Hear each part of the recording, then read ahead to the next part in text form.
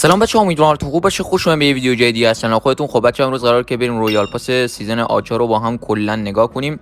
جوایز اصلیش که قرار بیاد از RP 1 تا RP 100. کسایی که میخوان ریت کنن بدونن جوایزش چیه.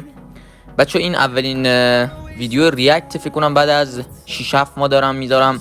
اگه خوشتون میاد حتما داخل کامنت ها بگید. لایک، کامنت، سابسکرایب فراموش نشه، عشق منید.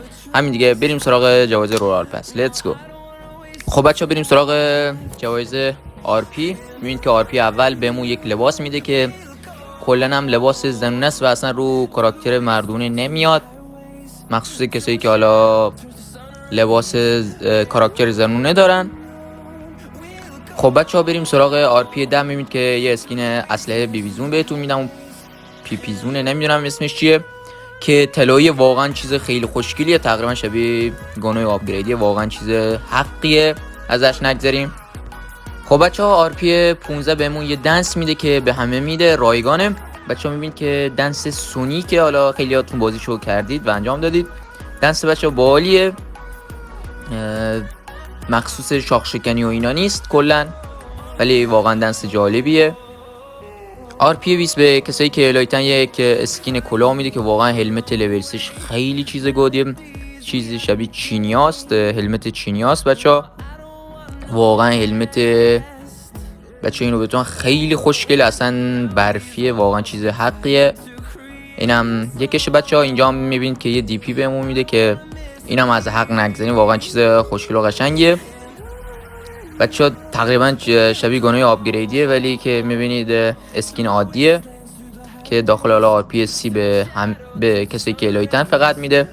بچه ها هنوز لایک ویدیو رو نکنید، حتما بکنید و چند تا کامنت بذارید. بریم سراغ RP 40 که از داره به کسایی که لایتن یک لباس و یک کلاه میده. بچه واقعا چیز باحالیه. میگم که کلا ستای چینی رو آورد داخل بازی و این لباس با اون کلاهی که بهتون گفتم واقعا رو هم ست میشن و حالا یه اسکین خیلی خوشگلی به کاراکترتون میدن. خب بچه اینجا میبینید که RP 50 بهمون بازیه که اسکین M16 طلایی باز میده، مثلا اون پیویزون بازم اینم طلایی رنگش.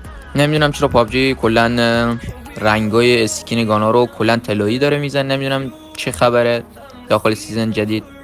خب بریم اسکین بعدی رو ببینیم چی بهمون میده. خب بچه RP 61 که اسکین کیف بهتون بگم بازم دخترونه، اصلا رو کاراکترهای مرد نمیاد، فقط رو کاراکترهایی که زنونه است. بچه این کیف فقط مخصوص TDM، کسایی که TDM پلیر هم میدونن، چون که این کیف چسبونه و به لباس میچسبه. بچه اینجا بهتون یک حالا ماشین میده، نمیدونم داخل RP چنده، ولی اسکین ماشین باحالیه، واقعا خیلی اسکین خفنیه. اگر اشتباه نکنم فکر کنم اسکین پیکان باشه. RP 90 هم میگه که میبینید بچه ها یک اسکین مفسد آتشی بمون که واقعا خیلی جذاب و خوشگله.